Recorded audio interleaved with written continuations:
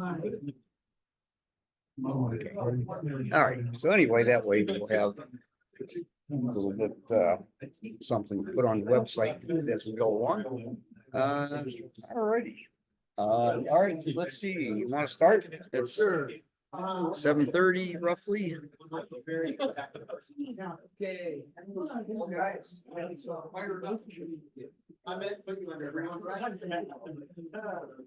All right, we're gonna get started so we can get through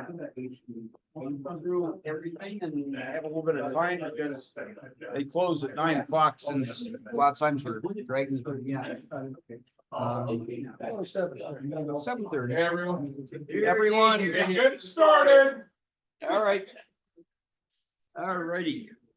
Hey, so Rust, it's a new programming language. It's been around pretty new compared to things like C and stuff. And I'm not an expert at Rust. I've been using it for a while. It's about 2 years. I don't know everything about it, but I really like it a lot. I've been a C programmer for about 40 years or so. So that's the direction, the perspective I'm coming from as a C programmer. The big thing about Rust is it's memory safe. Google and I think Microsoft did some studies and they found that like 70% of all what do you call it? CVEs, that kind of a thing. Exploits are like Exploits. because of either memory overflows or Leaks. use after free or something else. So Rust is designed as a memory safe language. It's a compiled language like C and C++ is. It compiles directly to machine language. There's no garbage collection in it. It keeps track of when you allocate memory, it knows when you have to free it. So you don't have to keep track of when you need to free memory. It keeps track. The compiler knows when it's time to do it. It's an imperative language like C. It's not like a functional language like Haskell. It's not like Scheme or any of those other kind of languages. It's imperative. You write statements and it does the things in the order that you tell it to do it in. Procedural. Procedural, right. It's very, very statically typed. It's not dynamic. Your variables have types and it's very rigid. Like you can't just assign an 8-bit integer into a 32-bit integer. It won't let you. You have to put a cast around it. C is very, very loose. You can just do anything you want. C is also statically typed, but it's not strongly typed. It's weakly typed. A character, an integer, a bool, you can mix and match them anytime you want. But in Rust, you can't. A bool is true or false, and you can't assign it to an integer, and you can't check to see if an integer is. You have to convert stuff to bools. Very strongly typed. Another nice thing about it is when you compile a program, it compiles the source of all the libraries and packages that you're building at the same time. So it can do whole program optimizations. So if you call deep into some library that calls some library that calls some library, and it's just this little function, it might inline that function to your code. So it can be very, very efficient. It's actually as efficient as C or C++. It uses the same backend compiler that Clang uses. It's called LLVM. Oh, it's the same backend that Clang uses. But the big thing about it is this thing that everyone hates called the borrow checker. The borrow checker keeps track of the lifetimes of all your variables, and it knows when to free them. And it yells at you if you're doing things wrong. And that's why everyone hates it, because if you have a variable and you take a reference to it, a pointer to it, that variable can go away and you can still have that pointer pointing at it. So something else can go there. That memory can be used for something else. Another part of your program still thinks it's that variable that you're talking to. Well, the borrow checker keeps track of the lifetimes of all your addresses and references, so you can't do things like that. That makes it more secure, doesn't it? Absolutely. If your program and it checks this stuff at compile time. not at runtime. So if, it's one of those languages where if your program compiles, it will run. And you don't have, there's a whole classes of bugs that just cannot exist because it's checked at compile time. Their slogan, their logo is fast, reliable, productive, pick any three. You pick two, well, here you get to pick three. And the other logo they have is fearless concurrency. The way they type variables is you can't access things from a thread unless you pass them around the right way and you have the proper protections on them. So you just, it doesn't let you do bad things in terms of memory safety.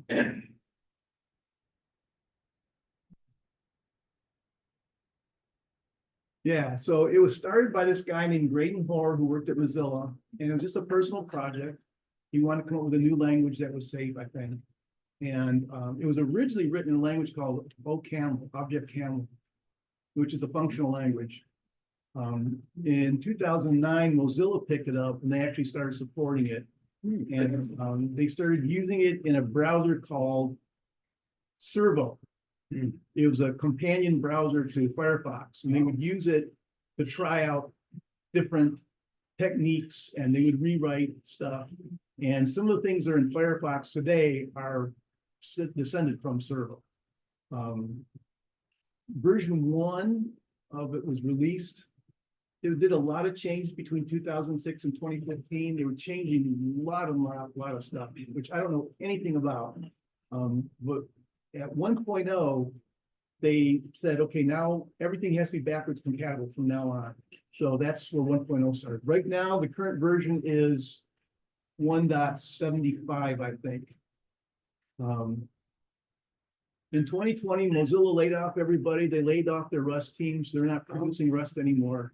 So in 21, a Rust Foundation was formed to take over management of the language.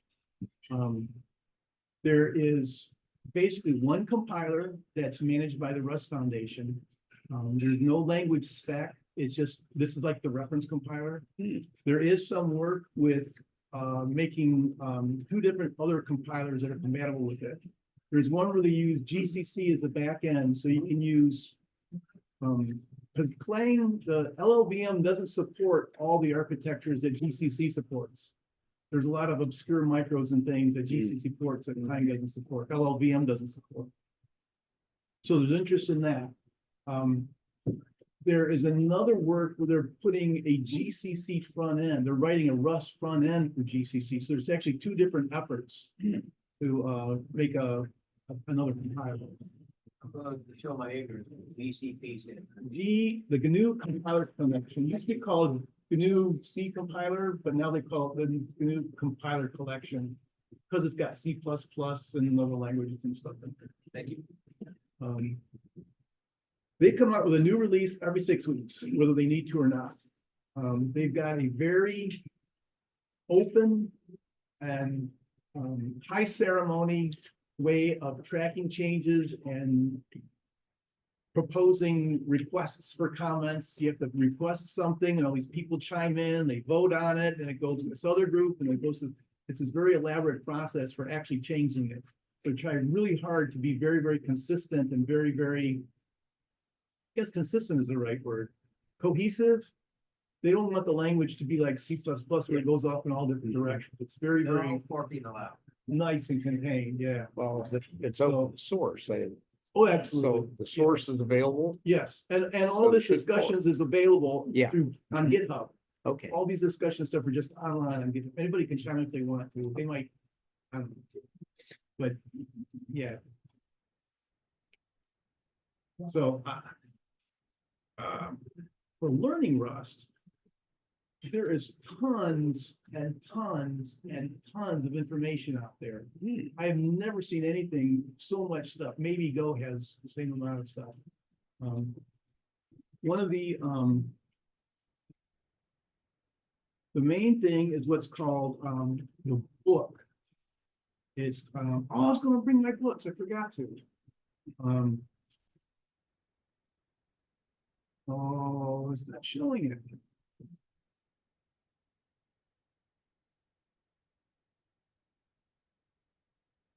So.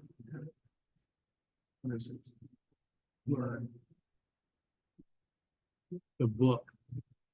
This is an online book. You can buy it from Los Arch Press. It's about this thick. I've got a copy of the previous edition. But this is how you're supposed to learn Rust, is by reading the book. It's pretty good.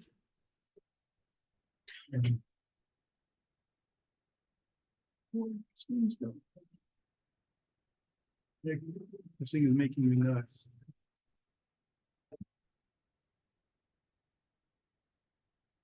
Okay. Another thing that I like is where'd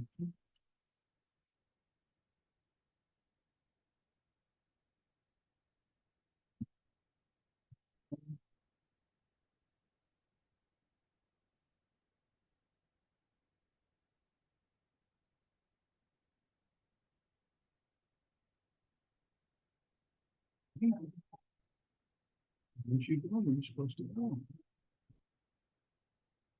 Anyway, there's a book by O'Reilly called The Rust Programming Language. And that's a book, you got to pay for it. This is online. You can pay for a paper copy. The O'Reilly book, it's a paper book. It's not online anywhere, but it's better in a lot of ways. I learned more from that book than the other one. Some other nice things are, programming Rust. There's a reference also. Supposed to happen, this is supposed to open up that link in the browser, and it's not opening the links anymore. Do you need quotes around it? No. It's just not very good. Is it on another screen someplace? It should be opening in Firefox. It was doing it at home. I've got to, I think it's the meeting recordings. Oh, it could be.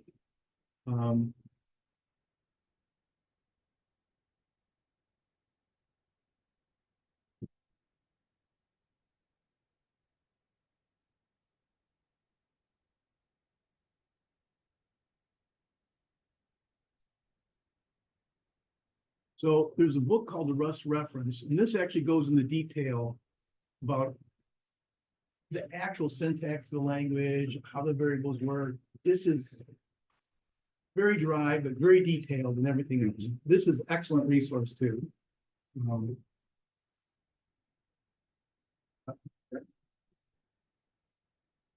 There's this course called Rustlings. What Rustlings is, it's a GitHub repository. You check it out, and there's some commands in there, and you run this command, and it gives you a programming problem. And it tells you, here's some Rust code, put a variable in here, do this or whatever. And it takes you through about, I don't know, about 150 problems or something. And it teaches you Rust. It's pretty cool. Again, this probably won't go there if I.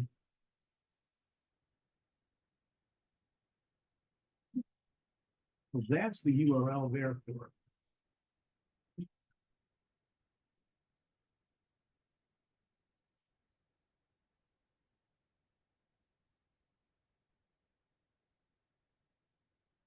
Yeah, so this is Rustling. It's just a GitHub repository. You check it out. And you run these commands and you do these exercises like Rustlings, watch, Rustlings verify. And as you do the exercise, it runs tests that run your code. They tell you if you're correct or not. And you make changes, you test it again. I've been through it a couple of times. It's pretty good. It teaches you a lot.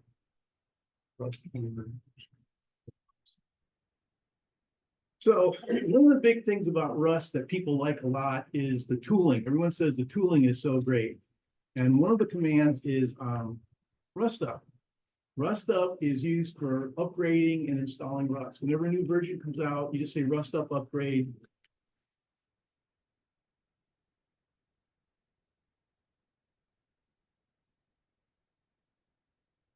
And it says you're on the current version, which is 1.75. But it'll upgrade all your commands and everything else.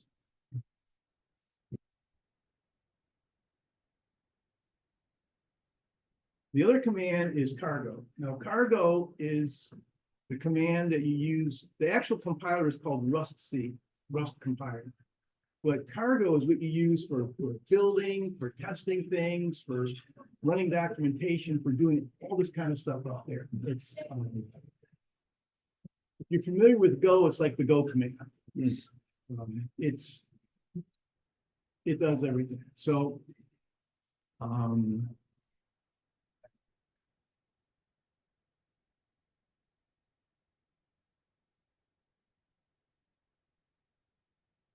you guys can't see that probably, huh? Probably too lame. Then Small. change. Once on that.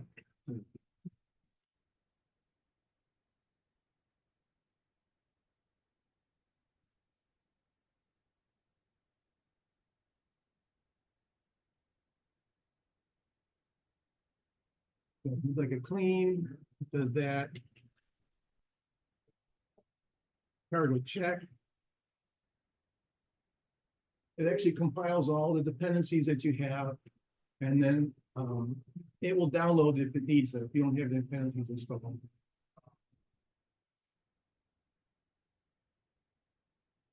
And then once it's done, it actually checks your code. It didn't compile the code. It takes a cargo build to actually build. Now, because I already have all the dependencies, else has got to compile it.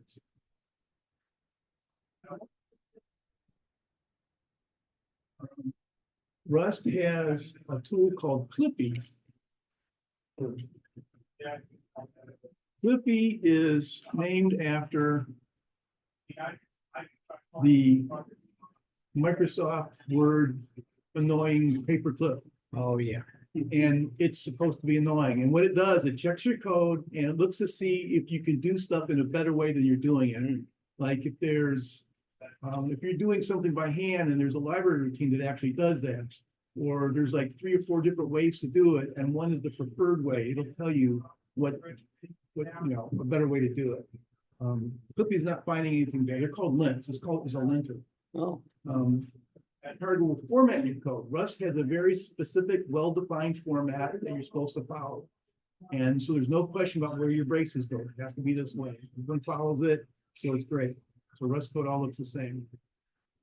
The other thing that Cargo does is Cargo is the thing that actually downloads your dependencies, the packages that you depend on. And it does all the different, like if this library depends on that version and this library depends on the same code but a different version, it knows how to manage which version to actually use that's compatible with both. Dependency management. Crates.io is a web portal that has all the packages that you want to download. So that's what that is. That's some of the stuff. So the other thing is Rust Analyzer. Rust Analyzer is a LSP language server protocol. It's used like in Visual Studio Code. I can use it in Emacs. It's used in other editors. It's the thing that helps you do highlighting and it doesn't do debugging, but it does syntax analysis. It tells you if your program's got errors in it, stuff like that. It's the back end for Rust for like Visual Studio Code. So one cool thing is Rust has something called a playground. Now, the playground lets you type in code, try it, share it with somebody. You can give people playground links. So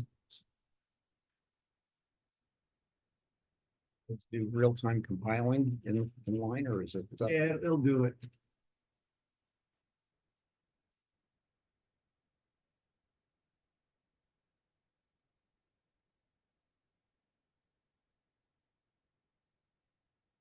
So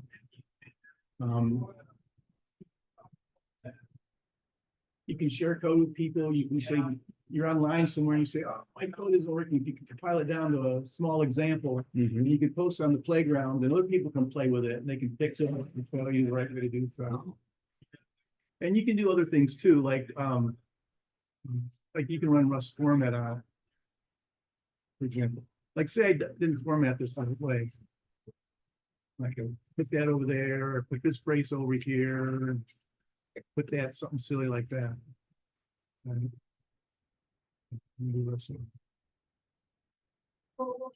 format for you the right way. Oh, I see. Mhm. So the playground's really cool thing.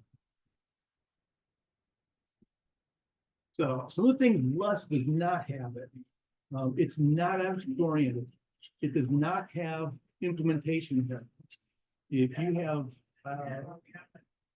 trait that this trait depends on the methods in that trait, you don't get to use those. You have to implement them yourself. Rust has no exceptions.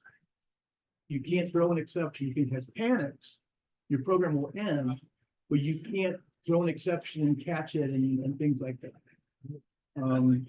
Something I can see is the question mark operator. Rust doesn't have, it just uses ifs instead of a question mark operator. These are some things that I use in C that Rust doesn't have that I sometimes miss. I don't miss exceptions. It doesn't have bit fields. So you can't actually look at the individual things of a bit. You have to and or stuff like that. In C++, you can have a function that in Pascal it has Python, it has default arguments. Doesn't have default arguments. It has no function overload. The also thing it doesn't have is fast compile times. Compiling Rust is very, very slow because it basically builds everything. Oh, All the things that you depend on, it builds everything because it does whole program optimization. So it just takes a long time.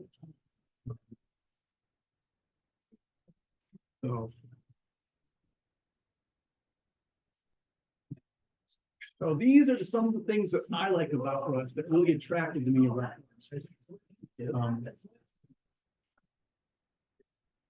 It has expressions instead of statements. Every time you have a block, like an if, or a loop, or a function, that's actually an expression. It's not a statement. The last item in that block, if you take off the parenthesis, the semicolon, that's the value of that block.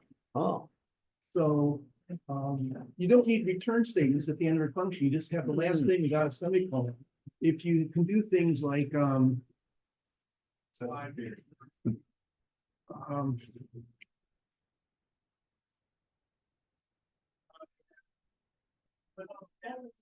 and say you've got a bunch of commands in here. And then you had like some comments in that. So you've got this big complicated expression that you want to initialize X to. That block is an expression. So let's see, parentheses. That's one way you can do things. For example, say you need well, whatever, that's good enough. Rust has what are called arithmetic data types, which is what Haskell is. So C and C++ don't have them.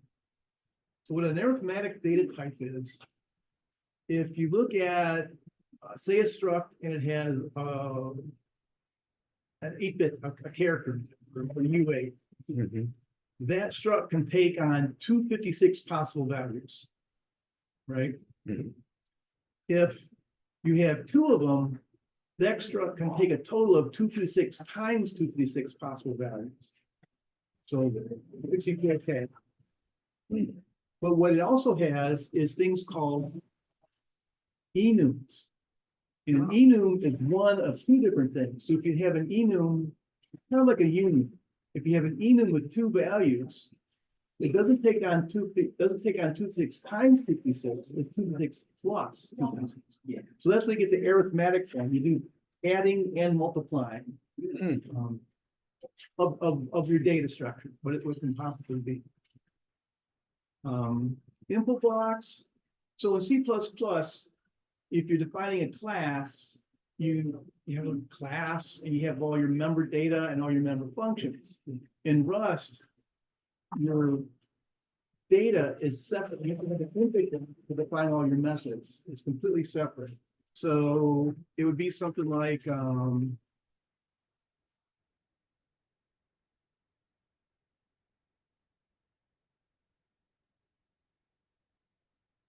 course, I couldn't remember anything. I actually haven't written any Rust code in about a year because of the job I've got. I just don't do it anymore.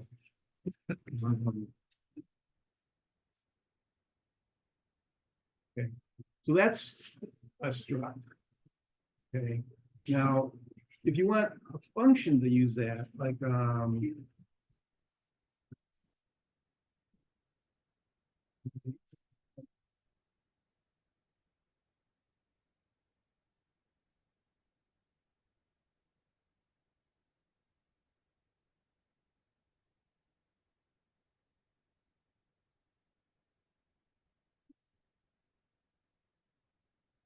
the point is, your methods and things are separate from your structures. You put all your methods in a separate block, called an info block. Oh, Now, the reason this is cool is because you can do an info on anything. You can do it on an integer or something that's not a structure or something else. You can, any type, you can create methods for something, but you can't do in C++. You have to define the method within the defining of your type. So. So the another cool thing about Rust is something called matching. So C has a case statement. You know, you say switch on a certain thing, and then you can have a bunch of different integer values and you can switch them. Well, Rust has a match statement, which does what the C or C++ thing does, but it also unpacks types and construction, and it works with the shape of your data. So let me look at something. I don't.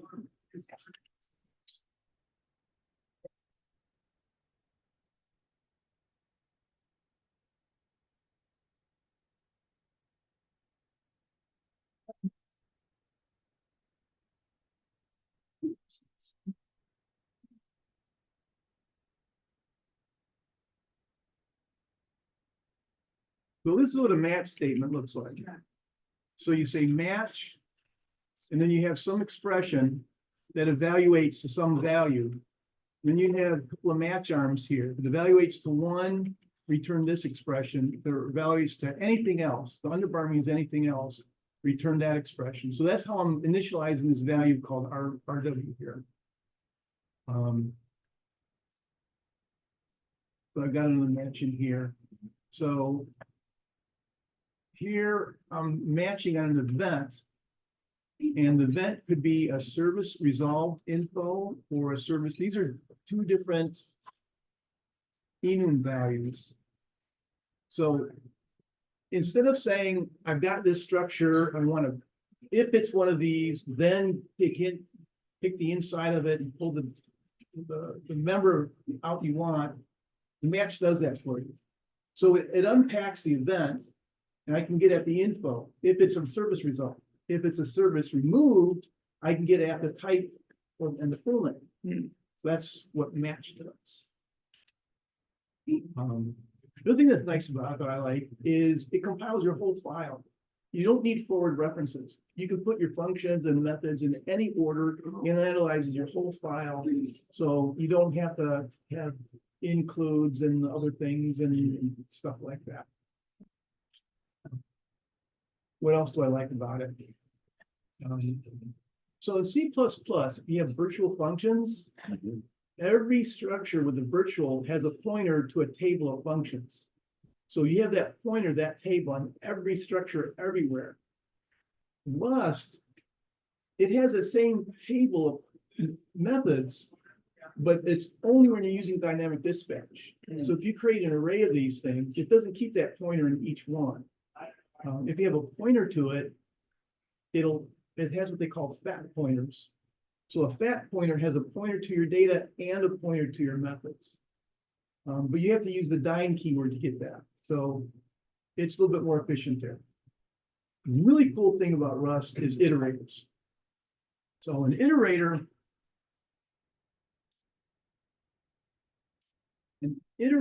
is, how to describe it.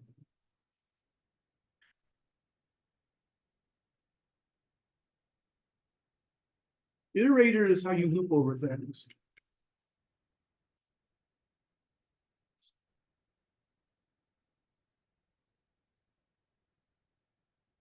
Um.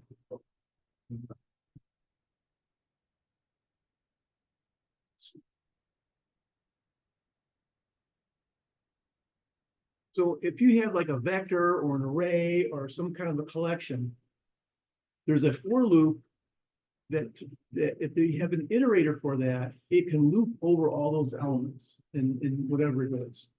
But then iterators have other cool things with them. There's iterator adapters. Now, where are the iterators adapters? So this is where Rust starts to look like a functional language. Because if you have a collection of items, you can map over them. It's kind of like a for each, or you can modify each one. You can say, just take the first n of them. You can, they got hundreds of iterator adapters. Let's see if I can find that.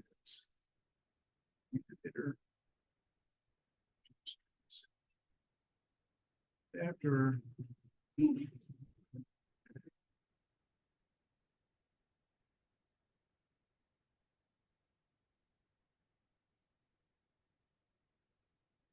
Yeah, so these are the kind of things on the left that you can do with an iterator. It's got all these different methods that you can call on an iterator. So instead of having a for loop, and you do this, and you do this, then you do this, then you do this, you have an iterator, and you just keep chaining iterator methods after each other. So it's very, very functional looking. Let's see if I have, do I have an example of that?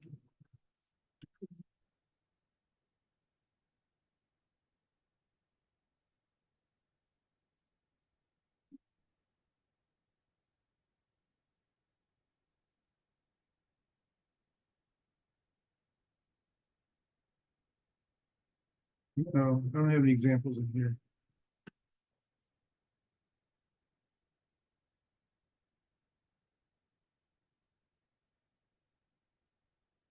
Yeah, so iterators. I can't describe it, but iterators are great. It's one of the nicest things about the Rust language. It lets you work in a very, very functional way. And the cool thing is they look like it's a bunch of function calls, but it's highly optimized. So it's actually as if you were writing a straight line code. You can do all kinds of logic in here and it makes it very, very clean. The other thing that's really nice about Rust, it does type inference. You only have to type the, if you're writing a function, you have to type what your arguments are and you have to say the return type. And often all the other types, it can figure out. You don't have to annotate which type it is. If it can figure it out, it'll figure it out. You don't have to put types in it. It'll figure out for you. But you have to do the arguments and return values. A couple other things, it has macros. These aren't macros like C macros. These are more like scheme macros. So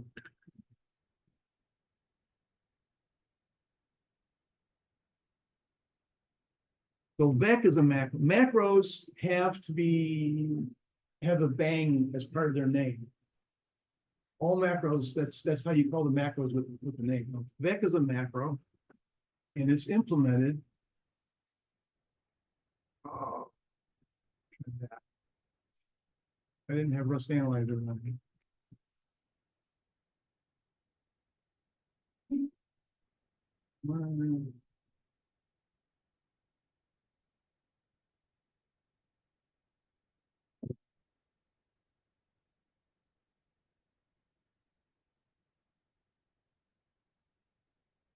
So macros, the first kind of macros are a bunch of pattern and results. So if you've got an empty expression here, then we just, man, this mouse is so slow.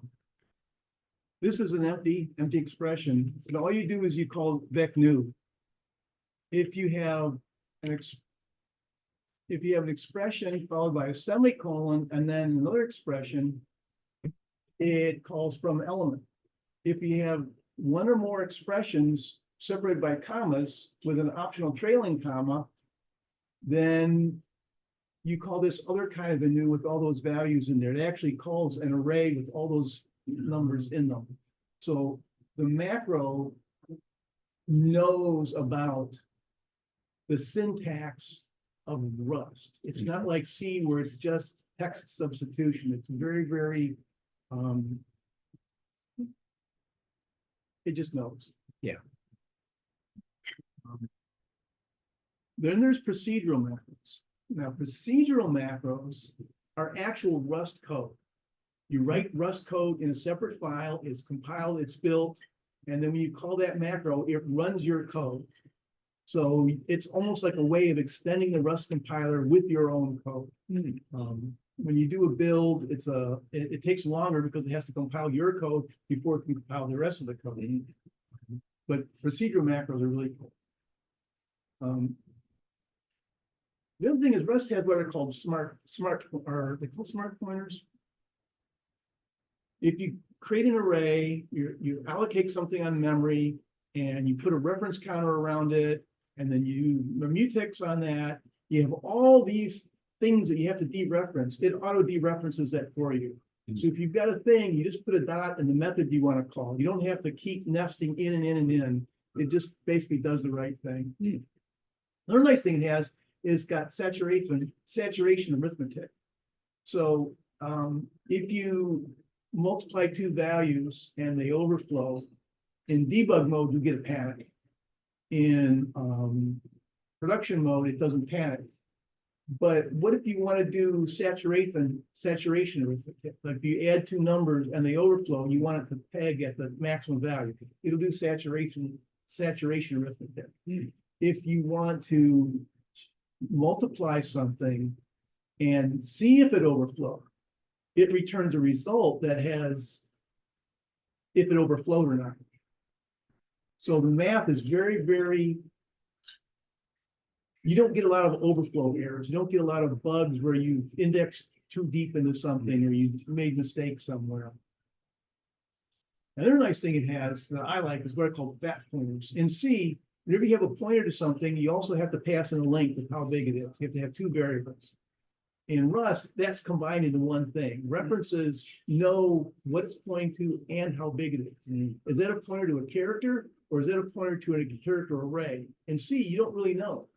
But in Rust, you know.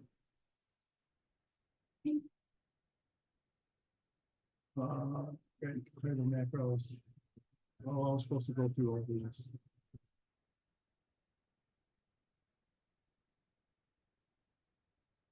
Yeah.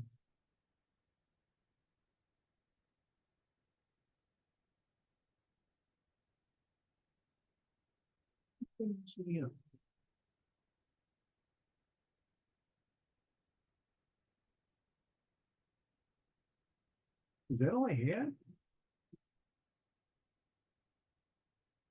Oh,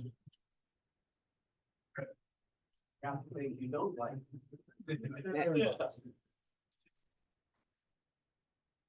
I must have actually cut off some of this somewhere. No, that's part of the file. What else can I tell you about it?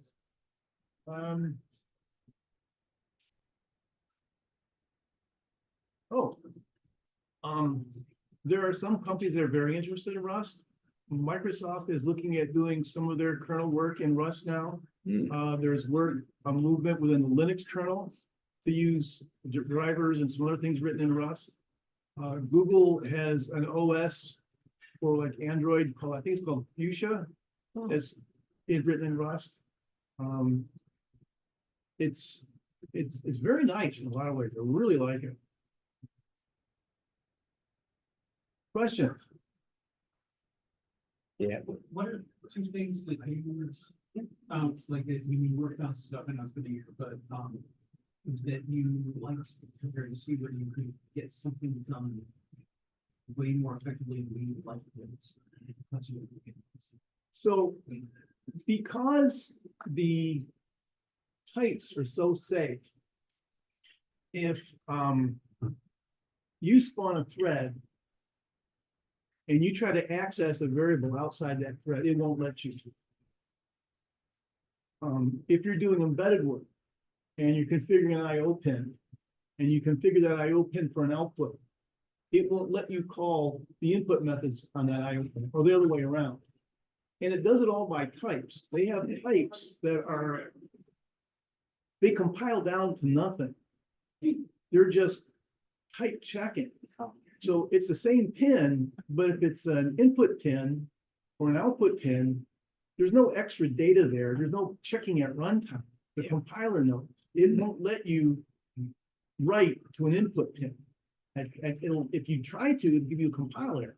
That's the other thing I forgot to mention was, you can run Rust on embedded systems, on bare metal embedded, like microcontrollers. Languages like Go and Python have to have a lot of support and runtime. Go is designed to run on top of Linux or an OS. It has to run on top of an OS. Rust can run bare metal. You can run with nothing underneath it at all, just some startup code, and then you're just running Rust. And that's one of the other things that really attracted me to it, because that's what I do a lot of work in the embedded space. If buffer overflows happen under Rust. Not programmatically. No, Do you prefer, like, if you're gonna start a new project, would you reach for Rust or do you still go with C? And or would it like depend on the project? if I can, I would choose Rust. If I can, definitely. Cool. At my day job right now, I can't, Right. just because I got this massive thing that I'm maintaining that the previous guy working there passed away on us, and I'm to maintain it, and it's huge. It's huge. No, it's written in C, but this is nasty. If I was using Rust, this would make this so much better, but I can't. So I haven't touched it in a while. This program I was showing you is the last thing I used Rust for. It uses multicast DNS. Let me show you over here. So you can't see it, but see this little gizmo up here? That's a Firefox extension that I wrote, and it calls down into some native code that does queries with multicast DNS, and it finds all the other systems on your network that are HTTP servers for one thing. And it'll make a list of them so you can click on it and get to any of your servers. And we don't have any running here. So if no, you pin this.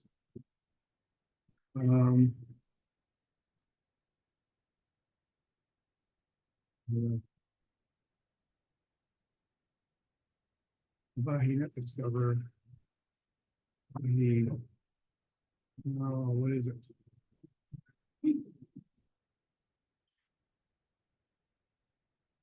Where am I playing?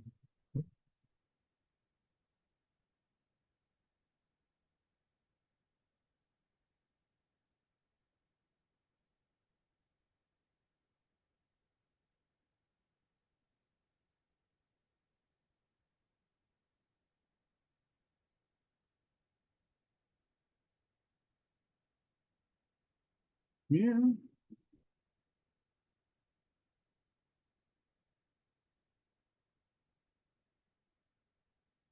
Oh.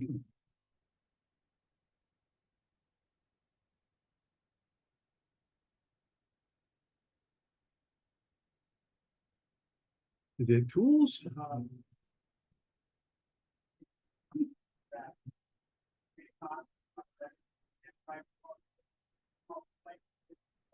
No. I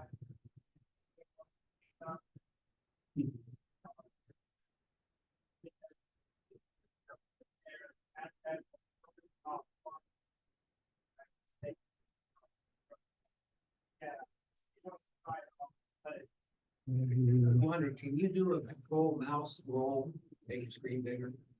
No. I can. Mouse click it.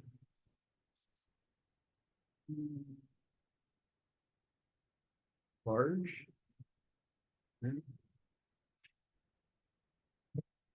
Yeah, there we go. That's better. It's Xterm, it's not Thank you. the other ones.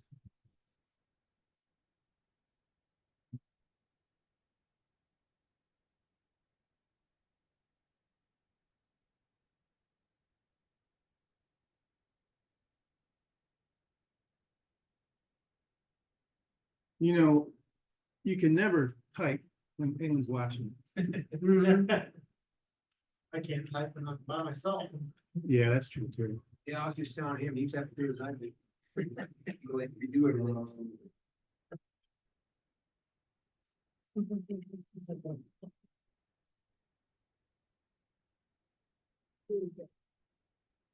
Okay, oh, status. Testing.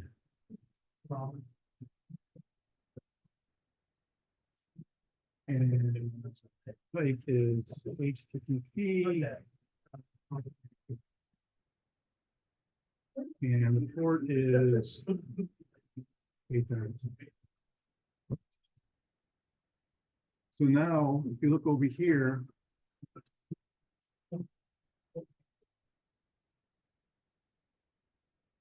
I created a server called testing, you can see it.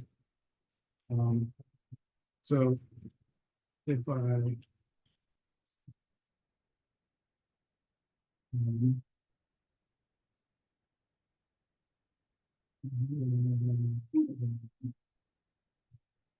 background that. And then we're on to sleep. Sleep. And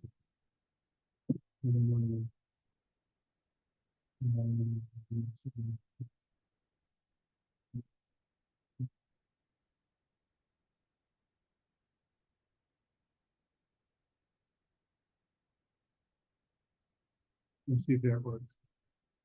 So. Oh.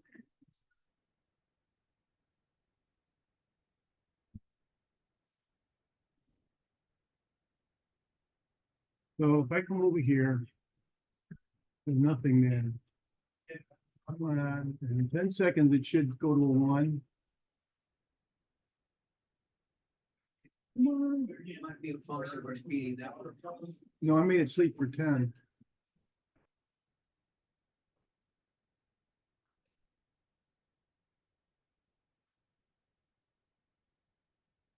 Anyway, what I was trying to show you is that when this is open up and you see things come and go, it dynamically changes with the menu open. My hack quick shell script isn't doing it right now. So anyway, yes, we had a bunch of servers on our network. I was going to try and simulate a bunch of servers here. Let me do it this way instead.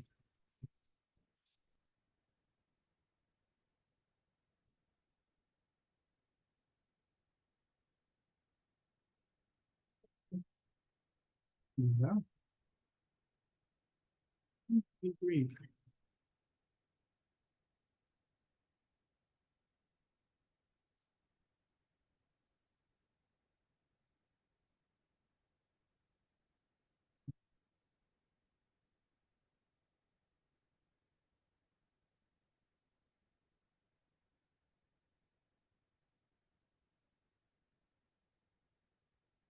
So it shows you these kind of things, okay?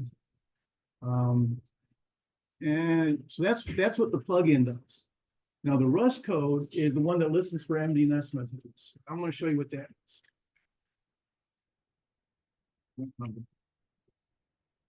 So the way this works, the main program reads, okay, the way native messages work in Firefox and Chrome and everything else is you spawn off this other process and you write a message to it and then you read on standard input and you read a message on standard output.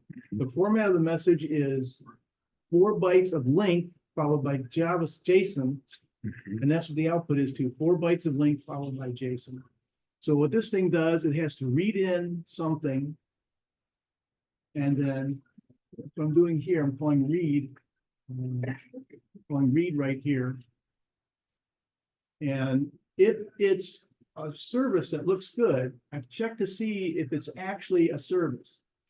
If I actually got a good value. That's what this while let is doing. I'm saying if I got a thing and the thing is something. So that's one thing I didn't talk about. In Haskell, you have something called a maybe type. There's no null in Rust. There's no exceptions in Rust. instead of null, they have an option type. An option type can be one of two values. It can be nothing or some, and then another type. So this is an option. So in a language like C or Java or whatever, if you got a good value, you'd have a pointer to something. If you didn't get a value, you'd get a null. You'd have to check for the null. Here, you have to unpack that option to get to the value. You can't just use it. You have to check to see if it's nothing or not. So anyway, I get the value, and then what I do is I clone it, and I fire up a channel so I can talk. And here I spawn off a thread, and it uses this spawn. Use this spawn. And this is a syntax, it's from Ruby, or they call it a closure. This is like a function, an unnamed function, but this has access to the members outside of it. So I'm spawning off this thing called a handler in another thread. And then I go back over here and I'm calling read. So all this main function is doing is reading a value, working a thread, waiting for another value. As soon as it gets the value, it kills the other thread here, and it starts a new thread again. It goes back to the top loop and starts a thread. And this handler loop, all it's doing is it gets an event. Is it a new device? Send an add message. If a device is removed, it sends a remove message. Here, if it's and that's really all it does. When it reads messages, it sends them and sends add messages and remove messages. That's kind of like what Rust code looks like. This is the code for adding a message. I'm building a structure called a response JSON add, and I'm filling in like the service and the SRV and the host name and all these parameters. Remove message, it just has the name to remove. And the cool thing up here is this tool called Serde. So these are just what my JSON looks like. And I needed to have Rust structures that mirror that. Well, I couldn't, but using Serde, you've got this derived, this Serde tag. This makes this Rust structure, this add structure, and this remove structure look like the JSON. So it allows me to just, Serde is a tool that will allow me to read in the JSON and turn it into a Rust struct and take my Rust struct and write it out as valid JSON. So here's that.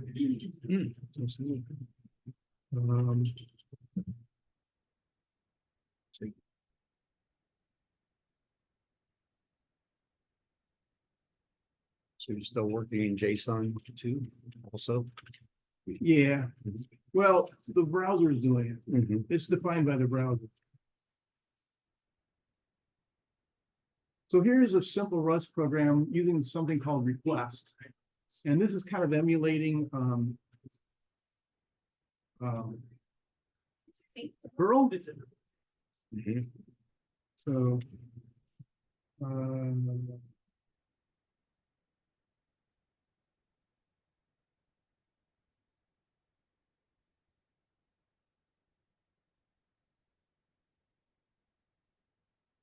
so if I say cargo run and I give it a URL, anybody got a nice URL handy? Something with a short payload. JSON Bateman, JSON what? BATEMAN. BET. No, Bate, like BATEMAN. Jason Bateman.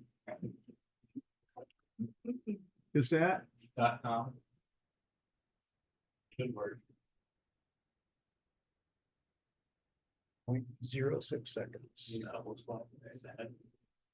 Yeah. Might be HTTPS.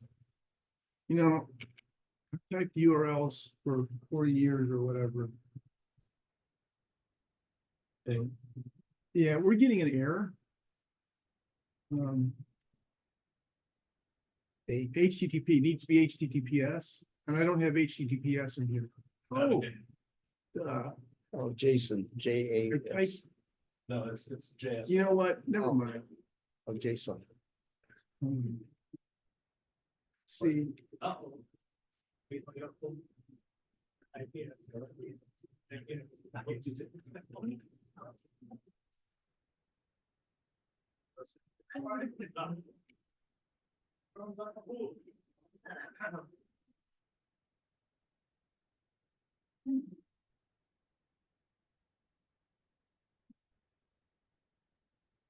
let's see, so hards. I want.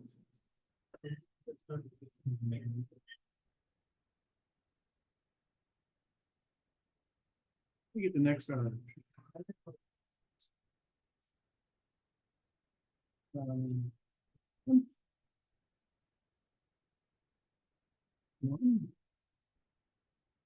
Does that work?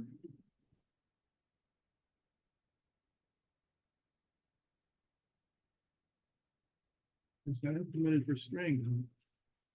Anyway, this is an example of using requests to get the URL. I didn't have it really prepared. I had some funky address in there that I was testing that it doesn't exist right here. And I forgot to edit it to actually use the command line argument. So that's what Rust code would look like. I do a get. Oh, this is a nice thing.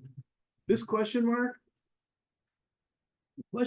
says, if you get a value and it's an option or a result, and it's not an error or it's not null, strip out the option and get the value inside and assign it to the rest of the expression. If it's an error, if it's none or it's an error, return that from your function. So it's a way of like short circuiting things. So, for example, if instead of saying, so that actually comes into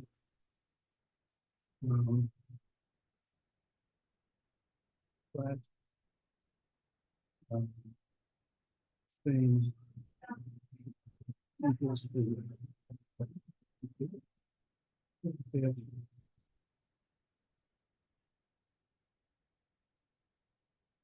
how does this work?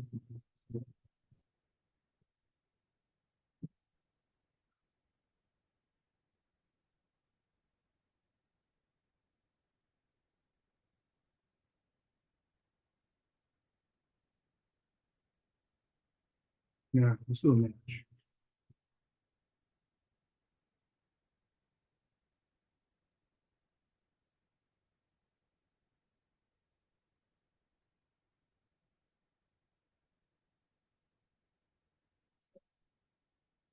I think a case makes a difference. Yeah.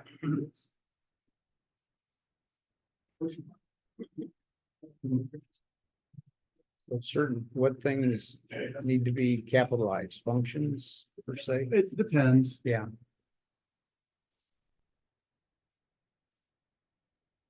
Return,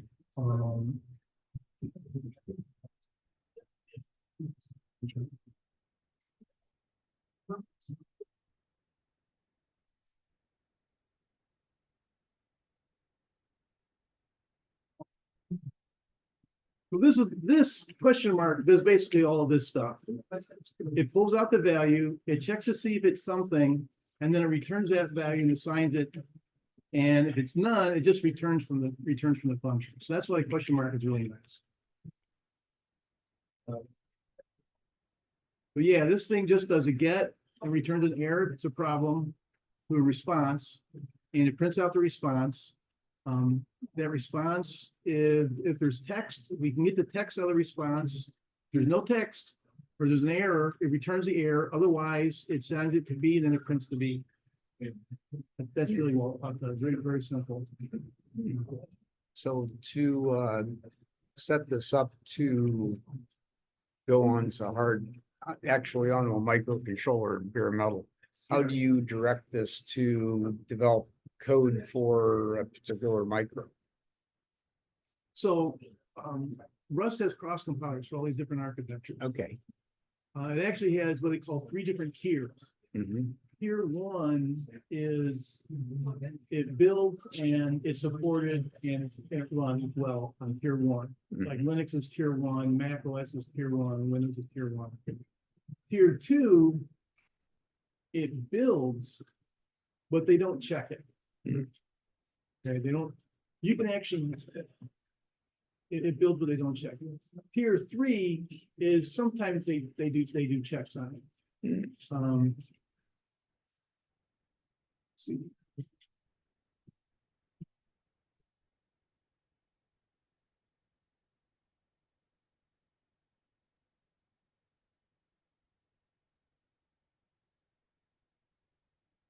So these are like the tier 1 hosts. Too bad. I think Tier 2. Tier 2 is guaranteed to build, but they don't know if it's gonna, there might be bugs in it, 'cause they don't test it. So these are like all the tier 2 hosts here.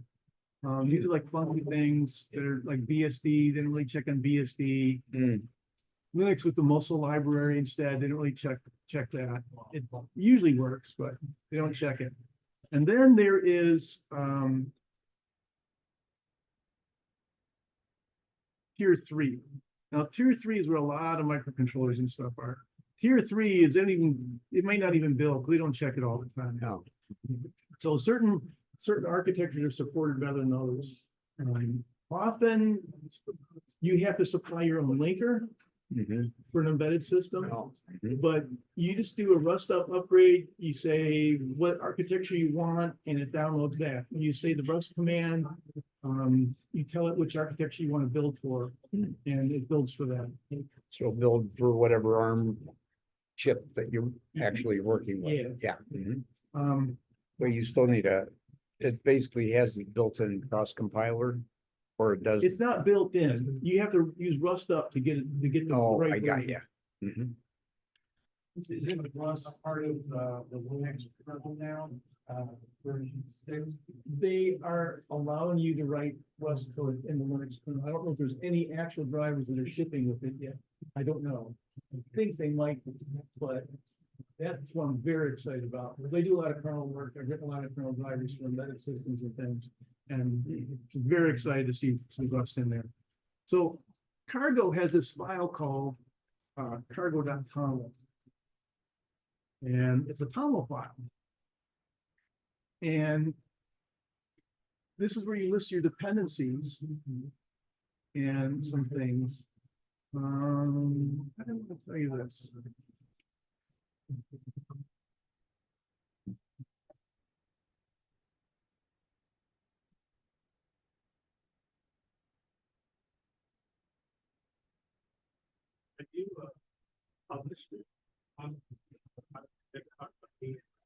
That Rust code, it's on GitHub, yeah.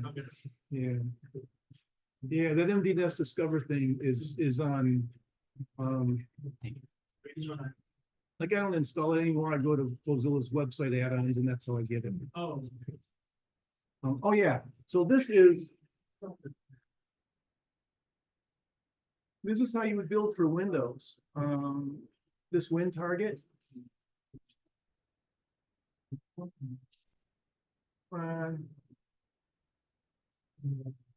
So you'd say Cargo build with this target, whatever target you want.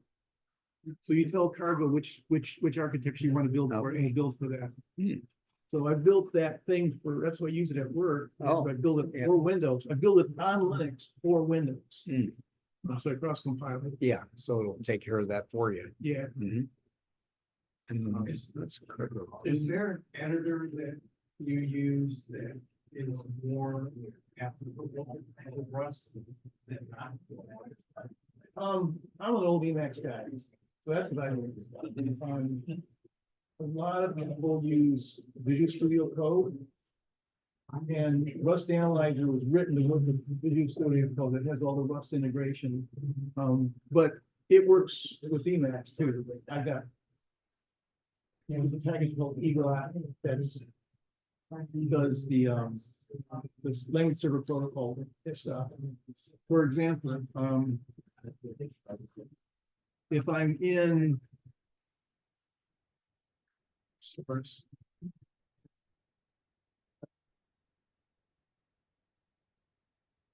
like it's highlighting, see, I highlight expect and it's highlighting it. If I make an error here, will it yell at me? Yeah, it's got a little, it's got an error here. It's telling me, you can't see on the bottom of the screen here. But Underline blue. it's saying, it says, no, that's not right. And it says it's got an unnecessary trailing semicolon here. No. So it's providing that kind of online, which is what Visual Studio Code would do too. It'll give you a little studio. You're saying you need an addition package to work with these things? To understand Rust? You can just write Rust code, you know, we want to have something tightly integrated online. Yeah, you can use Emacs is designed to use add-on packages and special language modes. And there's languages most. But most people use Visual Studio Code. There's other editors. There's one out called Lapsy, or Laps. I think it's pronounced Laps. It's written in Rust, and it's for working on Rust code. Most people are Vimmers. They use Yeah. Vim. There's Rust Analyzer works with Vim, I think. Or whatever the latest Vim-like Even like, thing that's out there now that I'm writing about. oh, Is there either a book or a website that's best to look at? Yeah, there's a lot of education materials out there. The book is really good. I was gonna bring them copies to show everybody what it looked like. The book is pretty good. I like that O'Reilly book a little bit better. Just because the way it's arranged was more the way I learn things. There's a lot of YouTube videos out. There's That Rusty course you mentioned, maps to the book. Really good. what's that? That Rusty book you mentioned? Oh, yeah. Or the repo? The Rusty repo? Yes, It maps right to that book, yes. like section by section. Yeah. So you might have missed it, but he already, Yeah. he mentioned it, but Yeah, there's this repo on GitHub called Rustlings, and it gives you a bunch of example questions. And it maps right to the book they wrote, called the Rust book. So I did them simultaneously. I was it's, like, it's pretty good. I like It's pretty good. I proceeded to forget everything I learned, but There's a lot of online communities. There's a Slack that I'm involved in. There's, they're on IRC, on Rivera, and they've got Discords and stuff. They do a lot of meetings online on those. I know there's a Rust embedded group that meets every week on Discord that I used to listen in on. They divvy up who's gonna be working on what and how they're arranging things.